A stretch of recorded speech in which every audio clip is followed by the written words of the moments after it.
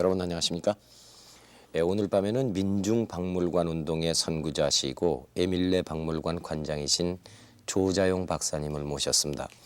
70년대 민화의 붐을 일으키셨던 조자용 선생께서는 80년대에 들어서면서 속리산으로 들어가셔서 속리산 국립공원에 민족문화의 산교육장인 삼심사 수련장을 마련해서 관심을 모으고 있습니다. 이 수련장을 설립한 의의와 내용 등 여러 가지 얘기를 나눠보기로 하겠습니다. 여러분 환영해 주시기 바랍니다.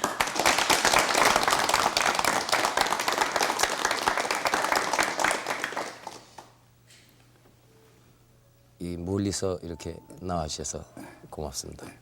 네. 속리산 국립공원에 그 삼심사 수련장을 설립하셨다고 들었습니다만은 삼심사라는 것은 뭘 의미하는 겁니까?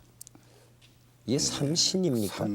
삼신이죠. 신, 예. 이것이 우리가 잊어버린 지가 하도 오래됐기 때문에 한마디로 삼신이 뭐라고 답변드리기가 아주 어렵습니다.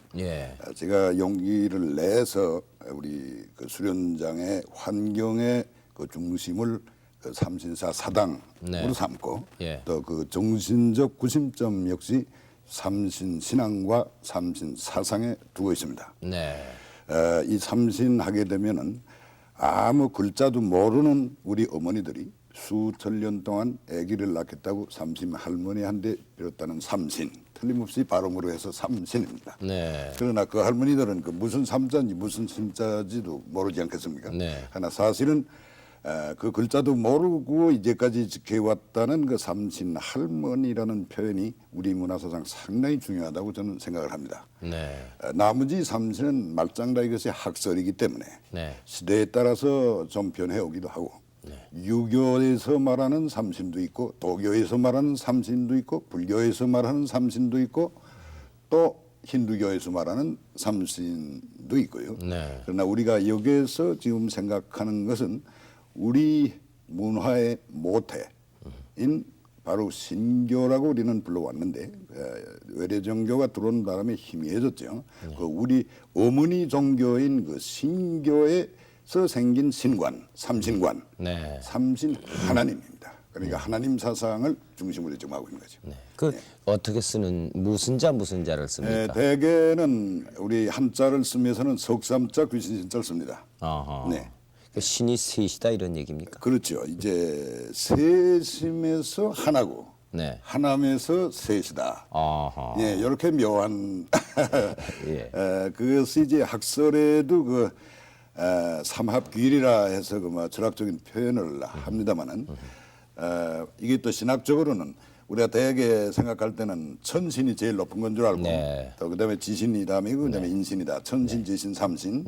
그러니까 천지인 삼신을 보통 또 이제 학자들은 삼신이라고 부르고 있고 또 민족적으로는 우리 조상신, 단군 할아버지, 그 외로 한웅전왕, 그다음에 한인 할아버지 이 세 분을 또 삼신이라고 모셔왔습니다. 그러니까 저희가 한참 공부할 때만 해도 우리가 알고 믿고 있던 삼신 사상은 민족 조상신이었습니다. 단군을 중심으로 한. 그러나 그동안에 오랫동안 땅에 묻혀있던 문서들이 기적적으로 나타나가지고서 동양 사상의 기초가 되어 있는 태일신, 천일신, 지일신 이 삼신 사상이 우리 거였다는 거. 그것을 우리가 지금 냄새를 맡기 시작해서 좀 어려운 문제고 좀 모험적인 일이긴 합니다만은 이 문제만은 제가 재물이 되는 한이 있더라도 이거 둘러서 문제시를 하고 또 동시에 이 삼사 캠프에서는 많은 지금 논쟁이 일어나고 있습니다. 자, 그럼 이 삼신사는 어떤 시설을 갖추고 있는지 그 수련장의 모습을 함께 보면서 설명을 듣기로 하겠습니다. 지금 보이는 것은 뭡니까? 지금 저것이 우리 뒷산을 이름을 태백봉이라고 지었습니다. 태백, 삼희 태백 여기서 지금 보이는 것이 수련장의 전경입니까? 전경 아마 한 3분의 2 정도 보이는 저게 팔각으로 보이는 데가 이제 전시장이 되겠는데 아직 그것은 중축을 더 해야 됩니다. 여기 한식 정원이 연짝에 되고요. 그다음에 핵심부인 그 삼신사가 지금 삼신사에서 손님들 내려오고 있는 그 밑에는 우리가 삼신의 제사를 지내고 나서는 흥풀이로 이제 또 돌아가기 때문에 놀이마당입니다 말하자면. 네, 무당 군마당이에요. 이건 숙소, 이마 제비집을 따가지고 지은 거이고, 이건 우리 벌통 그 재래종 벌통 양식을 그대로 옮긴 겁니다. 그게 해서. 이건 까치집을 흉내낸 거죠. 이제 헌 손가락들 갖다 와서 상당히 오래 묵은 나무들을 썼습니다. 여기서. 그러니까 새로 지은 동네지만은 한 200년 묵은 것 같은 이제 그러한 기분이 들죠.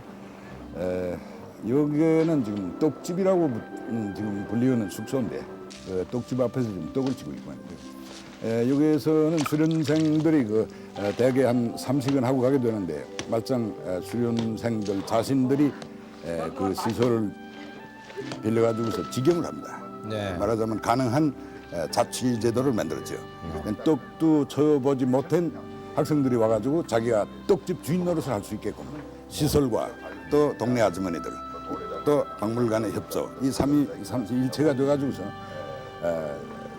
그러한 식사 문화 프로를 하고 있고 이건 지금 우리가 선앙당을 재건을 했습니다. 우리가 새마을운동 때 파괴된 동네 선앙당을 우리 삼신사 옆에다 모시고 저 뒤에는 것이 보통 이제 돌무대기니 누석단, 누석탑 등의 여러 가지 이름으로 불리는 돌탑이죠. 그리고 이 소나무는 그 수경이 셋으로 올라와 있습니다만 거의 이제 삼신일체 서상에 거기서 잘 드러납니다. 뿌리는 하나인데 의외로 셋으로 이제 올라가 있다. 삼신성이라고 부르고 있습니다. 그래서 공사 때 빼낸 그 소나무를 거꾸로 세워가지고 다 장성들이 한 5개가 있어야지 한 세트가 들어갑니다.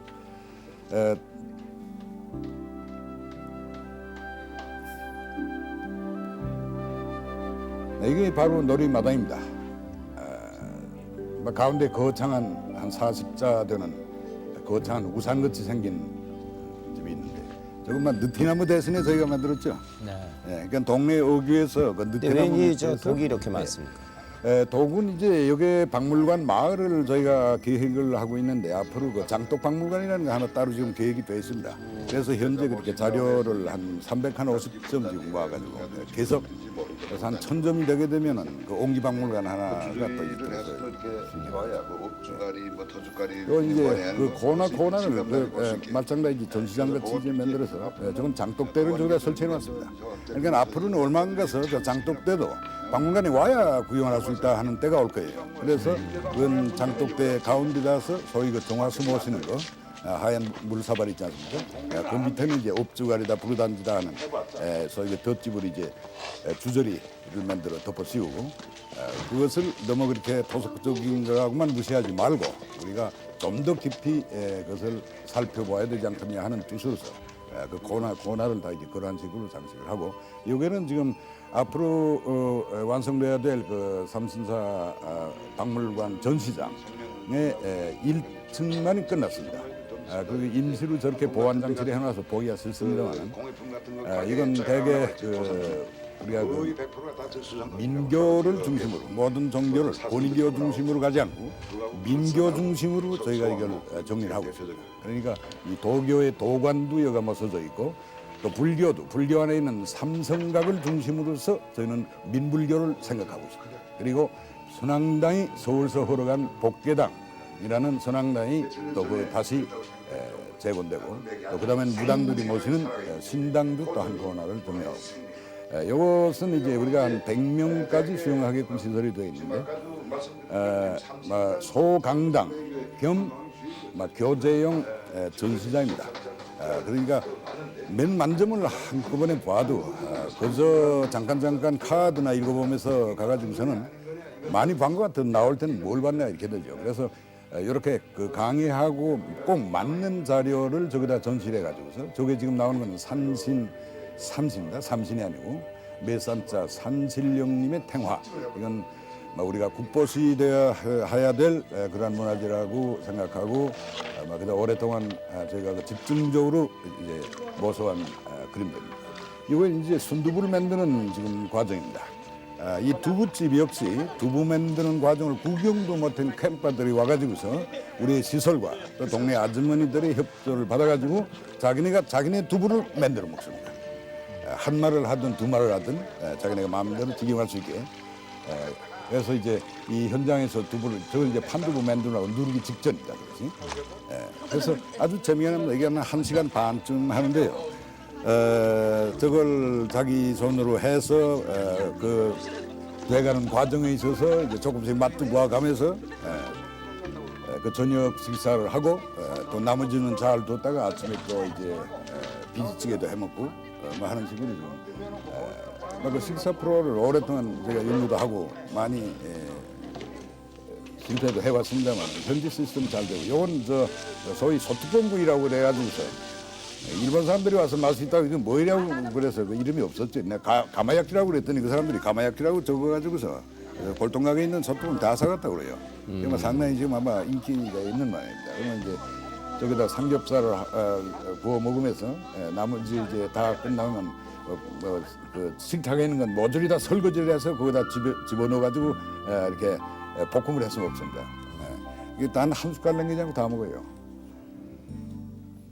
그 종래 박물관과는 좀 다른 느낌이 듭니다. 예, 그렇죠. 이걸 사실 그 탈바꿈 시키는 데는 저 역시 상당히 그 모험을 했어야 됐고, 제가 원래가 이 박물관이 전공은 아닙니다만은 여기 도취되다 보니까 이런 식의 박물관 가지고는 안 되겠다. 더군다나 우리의 현재 지금 입장으로서는 좀 더 가속화시켜야 될 이러한 문제가 있기 때문에 다른 나라보다도 더욱 활기 있는 그런 박물관 운영을 해나가야 되겠다 해서 생각해낸 것이 이러한 몸으로 느끼고 가슴에 와닿는 이제 그러한 박물관을 해야 되겠다. 그래서 이게 세상에 없는 박물관을 지금 하나 꾸려본 겁니다. 지금. 해마다 그 개천절이 되면 무슨 축제를 갖는다는데. 예, 그 역시 박물관적인 행사로 저희가 이끌고 있습니다. 예, 지금까지 말씀드려온 바와 마찬가지로 눈으로 보는 게 아니고 우리가 느껴야 된다. 그래서 우리 민족의 최고의 축제는 역시 10월 제천이었는데 그것은 수천 년 전부터 내려오는 그 위대한 민족적인 축제를 우리가 잃어버린 지 오래했습니다. 4월 8일이 되면은 여러분 연등을 하느라고 지금 얼마나 큰 잔치를 벌입니까? 정말 저도 따라가서 경험을 해봤습니다만은 극락 세계가 눈앞에 배는 정도의 기분이 나더만요. 12월 25일이 됩니다. 크리스마스 축구한다고 해서 크리스마스 트리 시청 앞에 국비를 기울여 가지고서 우리가 만들어 가지고 축제를 올렸죠. 그러면 우리 민족의 생일날인 민족의 축제를 올려야 될 10월 3일 개천절이라고 이름만 지어놓고 술 한 잔을 제대로 먹지 못하고 있는 것이 우리 꼴입니다. 집안에서 제사를 지낸다, 달을 지낸다 이러고 있지만은 큰 제사 지내는 걸 우리가 잊어버리고 있습니다. 그럼 뭐인가 근본적으로 잘못된 거 있지 않냐? 그래서 역시 그 박물관은 선두에 서서 이런 걸 탁상 공론으로 이제 이끌어 나갈 게 아니라 한 스텝이라도 밟아가지고서 뭐인가 발동을 걸어야 되지 않겠냐. 그러한 안타까운 마음에서 매해 지금 7회째 끝났습니다. 금년에. 네. 처음에 한 2,000명까지 왔습니다. 한 번 치르려면 여간 힘들지 않습니다. 그러나 이렇게 이건 금년에 이제 10월 3일 날 추석하고 겸해졌습니다만은 오는 숫자는 적었습니다. 그러나 큰 제사를 지내야지 하고 온 소수의 우리 회원들입니다. 저렇게 제사 끝나면 저렇게 복덕을 논아주는데 이게 무당들 데려다 하려니까 뭐 돈이 너무 많이 들었어요. 저희가 그래서 제가 저 무당 흉내를 내면서 이제 직접 그 뭐 꽹가리 뛰드는 거 뭐 이런 거 다 이제 우리끼리 해나갑니다. 저렇게 이제 그 미친 짓을 하는 것 같아도 이제 저런 데서 이제 흥이 나고 또 흥을 통해서 우리가 뭐인가 잊어버린 것을 또 되찾지 않겠나. 그래서 저 프로를 지금 해나갑니다. 이거는 우리 캠프장 뒤 그 태백봉이라고 이름 지은 그 산 위에 옛날 천재를 지내던 그 터를 다시 살려가지고서 네. 이 그 수련장에는 어떤 분들이 찾고 있고요. 그 사람들이 들어가서 받는 그 말하자면은 무슨 교육이라든가 순서가 있습니까? 예, 그것은 이제 내년 봄이 돼야 본격적으로 저희가 이게 돌리기 시작하겠습니다만 지금 금방 그 공사가 끝났거든요. 그러나 공사 기간 중에도 이제 학생들 단체는 와서 집 짓는 데 와서 봉사도 하고 또 그 공사장 자체에서 그를 활용해서 여러 가지 프로도 해봤습니다.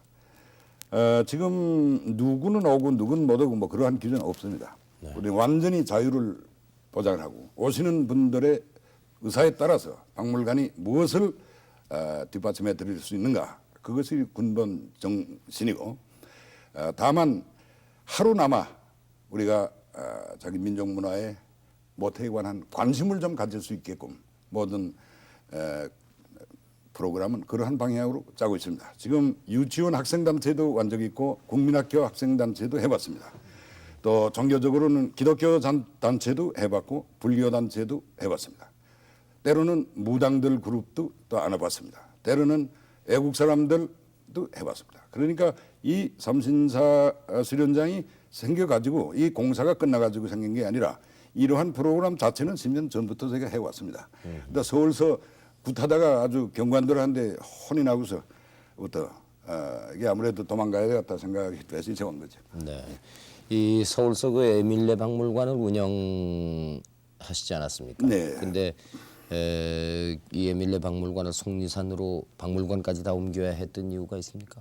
그 이유는 처음에는 저희가 81년에 그 속리중학교 건물이 놀고 있어서 그래서 이제 그 교실 3개를 임대를 해가지고 그 전시장 3개로서 분관을 해봐서요. 네. 예, 분관을로서 이제 운영을 하다 보니까 한 2년 동안 지낸 동안에 제가 그 동안에 또 건강이 나빠져가지고 네. 뭐 죽으면 심장 마비가 됐다 이제 이런 병인데 그 4번이나 겪었습니다. 수술도 하고. 네. 그래서 뭐 현대의학에서는 뭐 다 시체로 아주 취급을 해버렸는데 산에 가야 살겠다 하는 것이 제가 또 문제였고 개인적인 그러한 문제도 있었고 또 프로그램으로서도 또 이제 산간박물관 해야 되겠다는 걸 오랫동안 생각해왔고 네. 그러니까 아마 건강이 나빠지지 않았으면 또 지연이 됐을 줄 압니다. 네. 죽게 되니까 갔지요 결국은.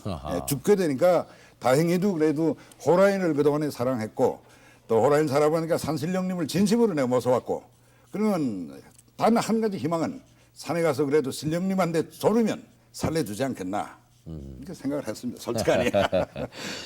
그 수련장은 언제부터 건설하기 시작하셨어요? 시작은 실제는 계획은 81년부터 계획을 해왔습니다. 네. 네. 아시다시피 국립공원이라는 데가 아주 까다롭죠. 네. 뭐 어느 나라에서나 마찬가지입니다. 소위 그 국립공원법이라는 게 아주 그 뚫기가 힘들어서 또 트라이하고 해서 86년에 드디어 건설부에서 네. 그 공원 사업으로서 이제 인가를 받았습니다. 네.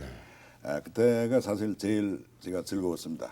거의 전문가들 말이 하면은 거의 절망적이라고 해서 포기해야 될 정도로 딜레마에 빠져 있었는데 마침 더 그렇게도 정부에서 인가를 해주셔서 그때부터 다시 이제 용기를 가지고서 3년간 공사를 했죠. 네. 그것도 기술자 한 명 쓰지 않았습니다. 우리 동네 사람들끼리 망치 한 번 줘보지 못한 동네 사람들끼리 저러한 흙집도 짓고 그저 나무집도 짓고 해서 그래도 비용이 대단히 들었을 텐데요. 비용이 그저 저것을 만일에 지금 건축 설계자인데 몇 개 가지고 설계를 해서 설계 비용에서부터 정식으로 뽑아서 나온다면은 저 같은 사람의 힘으로서는 염두에도 못 들 만한 공사입니다. 네. 그러나 그 착수하기 전 10년 전부터 저희가 그 옛 고옥을 많이 사뒀죠. 네. 그래서 아마 저기 들어간 큰 기와집이 한 15채가 됩니다. 그러니까 보통 문화재로 취급을 할 때 춘향목 한 재에 5,000원이다 이렇게 되면은 제 단가는 얼마나 하면 150원입니다. 막 그러한 걸로서 우선은 상상도 못할 막 공사비라는 거, 상식에 벗어난 공사비. 싸졌다 이런 얘기입니까? 네, 그렇죠. 몇 분지일 가격으로 아마 실제 얼마 들은 걸 알면 놀랄 겁니다. 누가 믿지 않을 정도로 그것은 제 직업이 또 그 방향이기 때문에 그것도 도움이 물론 됐고 남의 손을 빌리지 않으니까. 둘째로는 좀 손해는 많이 봤습니다만은 서울에 있던 박물관 집 또한 1,000평 팔아먹으니까 그것도 그 서울 집을 한번 팔면 저 시골에 가면 한 3년 동안 재벌설이 듣습니다. 그것이 둘째로 했고 또 제가 이제 저는 그대로 이걸 그 자리에다 놓고 갈 거니까 이 사회에 바칠 마지막 프레젠트입니다. 제가 그러니까 어떻게 자기 주변을 정리를 해가지고 바치고 가냐 정리할 건 다 하고 깨끗하게 지금 요 3사 캠프장으로 가서 마무리 지은 거죠. 현 그 고향은 어디십니까? 전 황해도 황주군 읍교면이라는 데가 고향입니다. 그렇군요. 네. 월남은 언제 하셨습니까? 그저 해방되자마자 했죠. 저 45년 10월에 내려왔습니다. 그러면 해방되는 해 10월에 네. 그러니까 해방되고 그저 한두 달 있다가 그렇죠. 넘어오셨군요. 네. 그 왜 그러면 그때 월남하셨습니까? 그래서 그래서 아버지가 내려가라고 그러더만요. 어허. 네. 그럼 이산 가족이십니까? 이산 가족이었는데 다 돌아가셨으니까 이제 영원한 이산이라고 말합니다. 그 월남하신 후는 어떤 일을 하셨어요? 제가 이제 월남하고 보니까 그때는 미군 군정 시대 아닙니까? 네. 나라도 없는 때입니다. 무법천지였고. 아버지 주신 돈 얼마 가지고 왔는데 한 두 질 먹으니까 다 까먹고 알거지가 돼버렸죠. 네. 예. 또 서울에 무슨 배경이 있는 것도 아니고 친척이 있는 것도 아니고. 그래서 우선 밥은 먹어야 돼갖고 해서 겨우 손짓으로 이렇게 흉내를 내가지고서 취직했다는 게 미군 7사단 이제 식당에 가서 그릇 닦는 걸 했습니다. 그때 몇 살 때셨습니까? 21살 때죠. 네. 그 혼자 넘어오셨어요? 혼자 왔죠. 그래서 거의 두 질 동안은 이제 열심히 그 식당 일을 했어요. 우선 배불리 밥을 먹을 수 있으니까 살았고요. 네. 그 미군 식당에 가는 게 얼마나 호합판입니까? 2차 대전에 이기고 나서. 네. 커피 같은 걸 그저 이런 통으로 버리는 거예요. 레모네가 뭔지 우리가 알았습니까? 전쟁 시대에 우리는 비스켓도 하나를 제대로 못 먹은 거예요. 옥수수 빵을 먹고 우리가 학교 다녔습니다. 그것도 옥수수 가란 게 아니에요. 옥수수 때려가지고서 거기다 옥수수 약한 냄새 넣어가지고 한 빵인데 그것도 하루에 2개밖에 안 줘요. 그런 생활을 하면서 우리가 결국 해방을 맞이했는데 갑자기 그 미군 부대에 들어가서 그것도 식당입니다. 그 냄새가 나는데 순간 너는 그 레모네인가 뭐 한 걸 갖다 처음으로 한 잔 이만한 잔으로 마셨는데요. 네. 천당이 어떤가 제가 맛을 보았습니다. 그래서 그 두 질 동안 열심히 이제 말을 배웠죠. 제가 영어는 정말 검정시험 치느라고 그래서 좀 이제 공부는 했었죠. 근데 이 말이 안 돌아가니까 그러나 이 나이 어리고 하니까 이제 잠깐 2주일 동안에 배운 영어 가지고서 그다음에 장교 하나를 만나가지고서 일약 그 7사단 통역으로 이제 아주 그때는 뭐 대단한 춘세인 것 같은 교훈이 들리고. 네. 네. 호랑이가 담배 피든 맞아요. 네, 뭐 호랑이 예. 담배 피던 시절입니다. 그 통역이 됐습니까? 통역이 됐죠. 예. 예. 그래가지고요. 그래가지고 6개월을 제가 근무를 했습니다. 예. 근무한다는 게 뭐 일은 별거 아니고요. 그저 한국 노동자들 한 300명 되니까 그 관리하는 문제 네. 등등으로 해서 또 그다음에 재미나는 거는 그 일본 사람 군인들이 이제 무장 해제를 당하고 나서 일본도 뭐 일본에서야 다 가보를 못 쓰지 않습니까? 칼의 나라니까. 네. 그 산더미가 아주 그 병기장에 세워 있었습니다. 네. 그 우리가 이 검도를 좀 했으니까 일본 교육 받으면서 그런데 약간의 지성이 있었죠. 그래서 본 책방에 가서 일본도에 대한 그 사전을 하나 찾아다가 그다음 하나하나 그걸 빼고서 보니까 명이 들어 있습니다. 네. 그 이름만 듣던 그 북부적인 별의별 게 다 나왔어요. 네. 그러니까 그러면 일약도 이 감정가가 돼가지고 미군 장교들이 그 하나씩을 다 받아가지고 집으로 갑니다. 네. 전리품으로서. 오는 사람마다 와서 좀 감정해달라. 콕콕 또 때리고 또 책 찾아보고 그것도 번역을 해서 주죠. 네. 참 그렇게 고마울 수가 없죠. 네. 그래서 아마 이 남한에 있던 그 일본도 그게 아마 값어치를 하게 되면 뭐 지금 천문학적인 숫자가 아니겠습니까? 그건 제 손을 다 거쳐서 감정을 받아가지고 이제 미국을 건너간 판이죠. 예. 그 후로는 어떻게 되셨습니까? 그 후로는 제가 그때는 한참 그 젊은 학생들이 이제 신탁반대 네. 하느라고 요새 대모모네하러 아주 네. 들끓고 있던 때 저는 막 월급은 필요 없으니까 제가 그 말도 잘 못하면서 사령관 한데 일장 연설을 했죠. 저 취직이 될 때. 무슨 해방 스케줄 은인들한테 내가 월급을 받겠냐? 난 무조건 뼈가 부러지도록 봉사할 테니까 단 3끼 먹여줄 거 하고 쫄병들 자는 방 구대기에 그 카트나 하나 주면 내 유학하는 셈 치고 공부하겠다. 그랬더니 뭐 장교 숙소 옆에다 부려먹기 쉬우니까 말입니다. 네. 장교 숙소 옆에다 아주 큰 방을 줘서 또 제가 그 사무실을 차리고 막 그런 동안에 그저 매일 저녁 미국 영화를 본 거죠. 네. 예, 우리 밖에서는 이 미국 영화라고는 구경을 못할 시절에 뭐 클락 케이블이다 뭐이다 그저 매일 밤 보는 거예요. 네. 네. 그래서 사실상 그 유학은 제가 질사단에 있으면서 한 6개월 유학을 하면서 기초를 닦았죠. 유학을 가셨습니까? 네, 제가 47년에 첫 배로 갔습니다. 어허. 유학을 떠날 때는 어떤 공부를 하려 어디로 떠났습니까? 그때는 저희 때만 해도요 하도 그 우리나라 꼴이 비참해서 네. 지금은 아이들 보고 앞으로 너희가 뭐 되겠냐 하면 뭐 위대한 음악가가 되겠다 예술가가 되겠다 이런 답이 나오지만은 그때 우리는 뭐냐면 자기 생각보다도 네. 이 나라가 뭐에 필요하냐 하는 걸 생각했었어요. 네. 그러니 어느 여자 교수님이 가서 토목학을 공부하라고.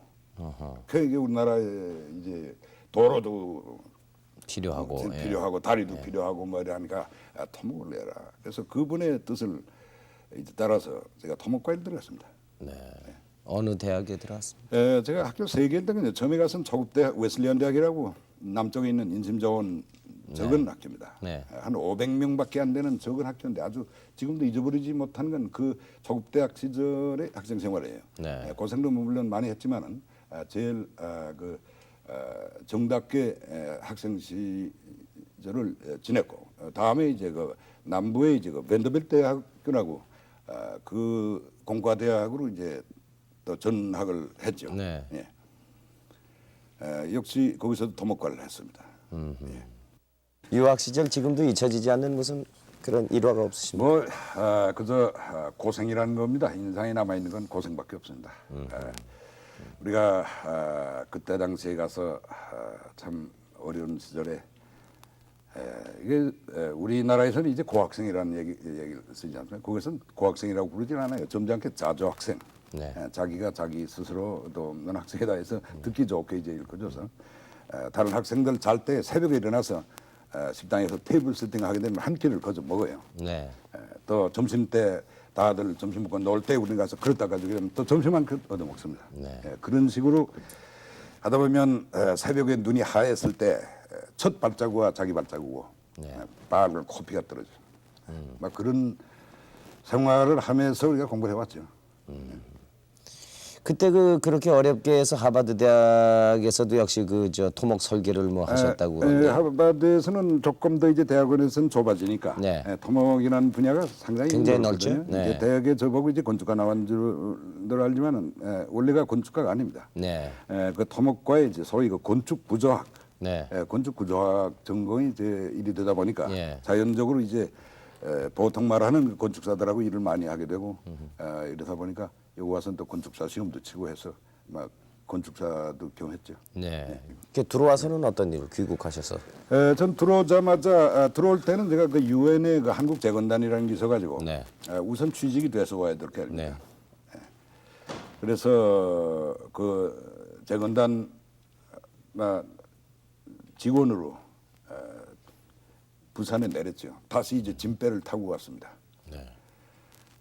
내려가지고서 우선 그 신문에 그때 일본 말이 아직도 많이 쓰여지죠. 그 판잣집을 갖다가 학고방이라고 그랬어요. 학고방 하는데 또 건축관계 일도 하고 있으니 도대체 학고방이라는 게 어디는 건가 한번 잡아야 되겠다 해서 부산에 내리자마자 저희 친척이 하나 그 산꼭대기에 피난하고 있어서 그 학고방 속에 들어가 잤습니다. 그 첫날 밤이에요. 이 쥐새끼들이 와서 어떤 놈이 자기 집에 들어왔냐고 나보고 나가라고 하는 식으로 그 쥐하고 같이 이제 자고 목이 탈 정도로 이제 갈증을 느꼈는데 그 밑에서 기르다 먹는 물 그것만 먹었다간 죽는다는 거 알죠. 벌써 저보다 조금 먼저 간 선배가 한 분 있었는데 와서 물 잘 먹고서 아주 알아서 누웠다고 얘기를 듣고서 그래서 목이 타는 걸 참고서 그날 밤을 새웠습니다. 그것이 7년 만에 이제 돌아온 유학생 넥타이도 다 떼버리고 군화 하나 신고 작업복 바람으로 내렸습니다. 내리자마자 순경 한 대 붙들렸어요. 수첩 내라. 무슨 소리인지 알아야지. 무슨 수첩이 있어요 내가. 막 그런 식으로 해서 제가 귀국 생활이 시작됐고 또 또 패스포트도 찢어버렸습니다. 그거 있으니까 자꾸 사람의 마음이 약해졌어요. 그 비행기 밖을 떼뿌리고서 공중에 뜬 거는 마찬가지죠.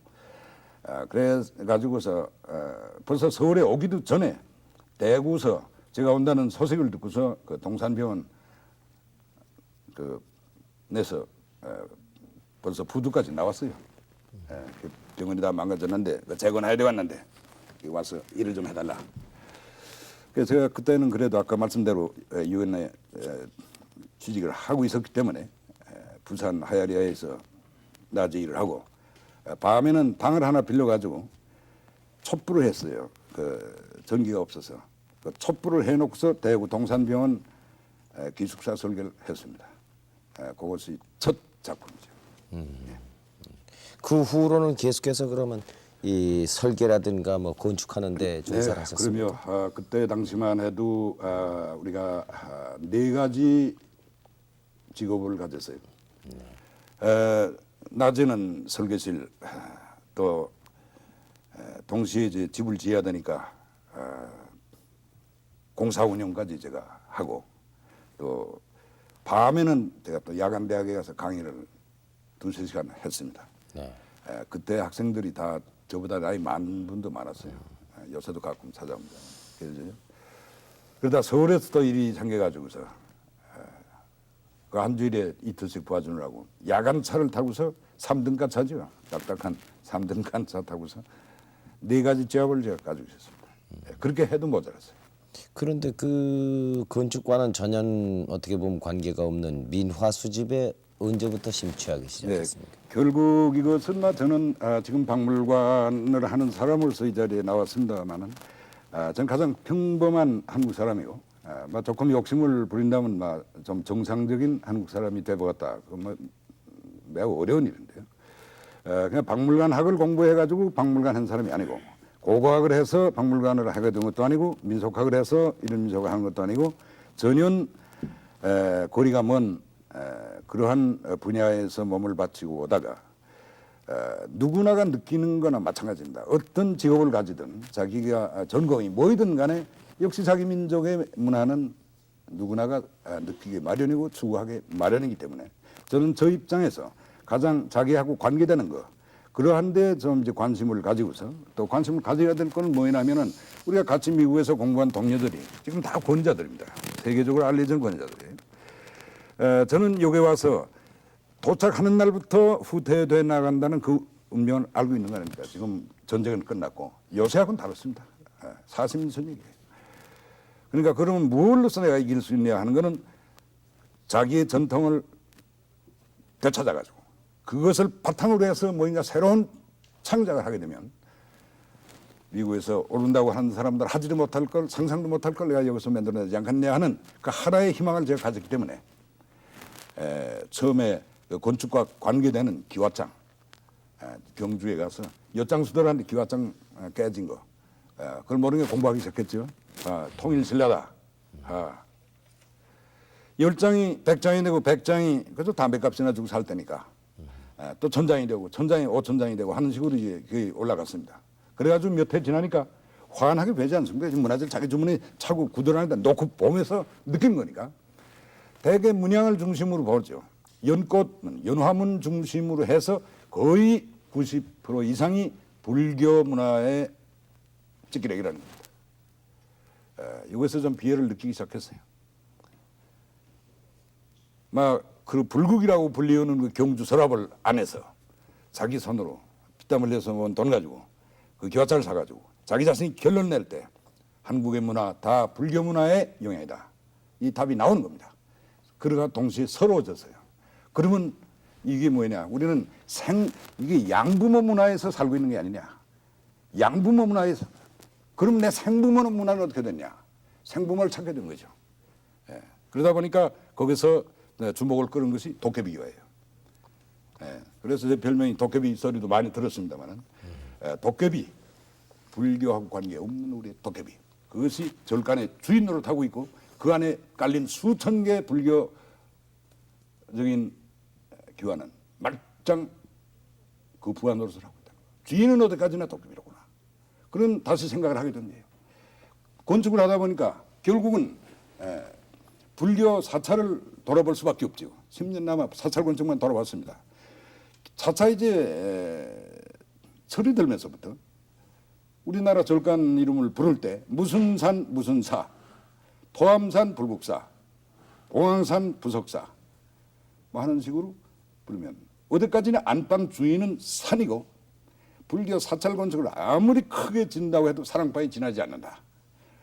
이런 데서 무엇인가 그래도 생부모를 찾을 수 있는 맥이 잡혔다 하고 나는 느꼈죠. 완전 불교문화에 전 젖었었습니다. 그러다 거기서 찾아낸 것이 결국은 우리가 엉뚱한 데서 자기 걸 찾으려고 애써왔구나. 그런 그 위대한 탑의 꼭대기라든가 그 큰 기와집 위에 우리의 멋이 숨어 있는 게 아니다. 차차 철이 들어가지고서 우리의 참된 것은 집신장 밑에 깔려있다는 그러한 신념이 들기 시작했어요. 거기서 이때까지 미술사에서는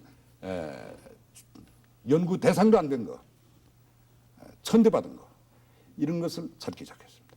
그 첫 케이스가 바로 그 민화라고 부르는 권례초박 제우치 울러다니던 그림, 까티오라이라고 해서 귀신이나 묻은 무당 그림이라고 천대받던 그 그림, 그것을 세계에 올려놓느라고 20년을 노력을 했습니다. 그래서 그 대가로 아까도 말씀드린 대로 호랑이들이 저를 살려줬다고 믿고 있습니다. 그 호랭이도 그래서 호랭이 민화를 그렇게 수집을 하셨습니까? 네, 그것이 이제 이 도깨비를 이제 우리나라의 도깨비 그 조각품을 보면요. 아까 삼신 문제가 잠깐 나왔었냐면 삼신의 성격에 따라서도 삼신했어요. 큰 무서운 힘을 가지고 있고 무서운 지혜를 가지고 있으면서도 큰 덕을 가지고 있다. 대력, 대해, 대덕. 또 YMCA의 지독체 똑같습니다. 이렇게 그것도 이제 삼신이에요. 그러한 표현을 중심으로 해가지고 우리의 예술의 맥, 다시 이걸 저는 예맥이라고 부릅니다만은 그것을 볼 때 가장 특징이 뭐냐면은 가장 무서워야 될 그 도깨비가 조금 더 무섭지는 않습니다. 위험이 있으면서도 어딘가 부드럽고 친밀감 느끼고 효약성이 있고 이게 바로 한국 예술의 맥이다. 그 맥을 딱 잡고 나서 미치게 되는 거죠. 그러면은 신라 시대 도깨비를 따라다닐 때는 이조 시대 죄송합니다. 저는 이조라는 걸 많이 씁니다. 단군조선을 믿기 때문에 제가 용서합시다. 이조의 그 민화정도 이런 거는 비린내나서 보지도 않습니다. 그러니까 신라의 냄새에 취해가지고 말이죠. 그러다서 어쩌다가 손에 들어온 그 까치 호랑이 제 모습을 보니까 이게 보통 그림하고 다르단 말이에요. 뭔가 그게 신비성이 깃들어 있고 또 예술적으로 보더라도 그 무서워야 할 호랑이가 무섭지 않고 부드럽고 친밀감을 주고 해약성. 그렇다면 신라의 도깨비에서 이조의 까치 호랑이 그림까지의 무슨 큰 예술적인 맥이 흘러 있다. 이 맥의 흐름을 거기서 잡은 것 같아서 그때부터 이제 그 비틀어진 까치 호랑이 그림에 또 이제 심취하게 됐죠. 그 민화를 수집할 때 일화는 없으십니까? 그걸 이제 요새들 출판사에서는 그 일화집을 좀 내달라고 많이 부탁이 옵니다. 그래서 많이 쓸 새는 없어도 또 그것을 전해야 될 제 책임이 있기 때문에 그 민화에 얽힌 뭐 얘기 뭐 수백 가지가 나오죠. 그저 즐거웠습니다. 한나들이 여기에서 뭐 뒷돈 내려고 제가 죽을 고생을 했습니다만은 그 수집할 때마다 거저하는 게 아니고 다 값을 치루어야 되고 그러지 않습니까? 그것이 힘들었어요. 그 집에서 가족들은 뭐라고 얘기 안 합니까? 솔직한 얘기가 천하의 미친놈 한테 시집을 와가지고 이젠 더 못 찾겠다. 보따리 몇 번씩 쌌습니다. 말을 안 돼요. 제가 갈 데 있습니까? 또 결국은 또 돌아와야죠. 이 지금까지 그 해오신 것을 보면은 어떻게 보면 가족들도 그렇게 생각했겠지만은 주위 사람들이 쓸데없는 일을 한다. 본인이 생각하면은 또 이건 모험적인 일이요 해야 할 일이다. 이렇게 연속된 그런 일을 해오셨는데 지금 생각해 보시면 어떻습니까? 그런 축학을 하신 분이 그 길로 나갔어도 지금 뭐 남부럽지 않게 그렇게 그 성공했을 것 같은데 그걸 다 그만두고 그렇게 어렵게 공부하신 전공을 다 제쳐두고 이런 민화 수집을 한다든가 그 어떤 그 전통 문화 수련장을 만든다든가 또 그 박물관을 한다든가 이런 것에 대해서 어떻게 네, 그저 내친 걸음이니까 계속 하시는 겁니까? 네, 그저 후회는 없으십니까? 후회는 없습니다. 네. 건축은 저보다 낫게 잘할 사람이 수백 명이라도 있습니다. 아하. 이런 일, 이 미친놈이나 하는 이런 일에 미치는 일은 도깨비는 그렇게 쉽지 않습니다. 근데 그걸로서 제가 막 자진해서 이 길을 택했고 잘 택했다고 생각합니다. 그럼 앞으로는 어떤 과제가 있다고 생각하십니까? 많죠. 과제는 하나 둘이 아니죠. 뭐 우리가 누구나가 다 원하듯이 세계 평화다, 민족 통일이다, 막 그런 뜻 이것이 아니고 당장에 자기 눈앞에 다가와 있는 여러 가지 일, 노력만 하면 이룩할 수 있는 문제. 이것은 첫째로 제가 지금 살고 있는 그 수련장 일대에 방대한 연합박물관을 구성하겠다는 거. 말하자면 군소, 저희가 가난한 박물관들이 이제 많이 모여가지고서 하나의 거대한 박물관 촌을 맺는다. 이것은 지금 정부의 인가를 받은 거이고, 지금 또 다 미친 소리라고 하지만은 전 미쳤다고 생각을 안 합니다. 이제 자기 거의 끝났으니까 하나씩 해서 적어도 12개 박물관을 그 성산 정의품 종합회에다서 채운다는 거. 그것이 됐을 때는 130만의 관광객이 문제가 됩니다. 지금 제 혼자서는 제 아무리 전시장 크게 해봤자 운영이 안 됩니다. 입장권을 받아서 해라. 입장권 파는 아가씨의 월급이 안 납니다. 입장권 팔아가지고. 그래서 제가 생각도 못해 이러한 움직일 수 있는 박물관 프로를 지금 우선 앞세워 가면서 사람이 매들게 하면서 한 12개의 민간 박물관이 그 속에 들어서고, 그것이 또 하나의 꿈입니다. 밥만 먹고 못 살죠. 꿈을 먹고 살아야 되니까. 그러니까 그것이 하나. 그 다음 하나는 지금 착수했습니다만은 우리가 우리 손으로 적어도 6천년 내려오는 전통을 가진 동네 동제당을 다 때려 부셨습니다. 우리가 탁상에서는 누구나 다 이걸 안타깝게 생각하고 잘못한 일이라고 비평을 합니다만은 우리 박물관은 탁상에서만 끝나지 않고 한 발자국 더 내딛어가지고서 적극성 있는 일을 벌려야 합니다. 그래서 저는 요새 그저 농담으로나마 친구들이 헌마을운동 한다는 소리를 듣고 있습니다. 그거는 무슨 새마을운동에 대두라고 하는 게 아닙니다. 우리가 현대화하는 과정에서는 파괴해서는 안 될 것까지 불참하게 파괴해버리는 경향이 많아서 우리가 반성을 하고 또 반성을 하고 해서 대개 시골에 나가보면 손앙당 때려부신 거는 다 박정희 대통령이 때려부셨다, 이런 소리가 돌고 있습니다. 몇 해 동안 있는 동안에 그 양반 혼자 한 게 아닙니다. 저 자신도 했습니다. 말리지 못했으니까 한 거죠. 우리 세대가 다 공동 책임져야 된 거. 그것을 민족적인 위대한 문화재산을 파괴했다. 그러나 파괴하지 못한 거 있죠. 그는 동리마다 지금 자리 잡고 있는 신목입니다. 그 나무 자체가 우리나라의 상징이 아니겠습니까? 그건 때려부시지 못했어요. 그러면 그 신목이나마 잘 가꾸면서 그 밑에 그래도 돌탑이라도 다시 돌보면서, 또 그 속에는 미신적인 요소도 많이 있었습니다. 도교의 영향을 받은 찌끄레기도 많이 있었고, 그런 건 어느 면에 있어서는 잘 때려부셨다고 생각합니다. 그건 다시 재건할 필요도 없는 거고, 그러나 이제부터 온 국민이 참여한 가운데 우리 하나님을 모시는 그 신교의 전통에서 오는 그 동제를 부흥시키고 동제당 환경을 미화시키는 것, 이것은 우리의 시골을 미화시키는 면에 있어서도 하나의 조경 사업으로서도 우리가 나가야 된다. 그래서 제가 그 일을 지금 시작하고 있고, 뭐 그 다음에 몇 가지 또 있습니다만은 너무 욕심 부리는 것 같아서. 알겠습니다. 예, 지금까지 그 속리산 국립공원에 민족문화의 수련장을 세우신 조자용 선생 모시고 얽힌 여러 가지 얘기를 비롯해서 그 민속예술에 쏟아온 집념을 알아봤습니다. 여러분 대단히 고맙습니다. 안녕히 주무십시오.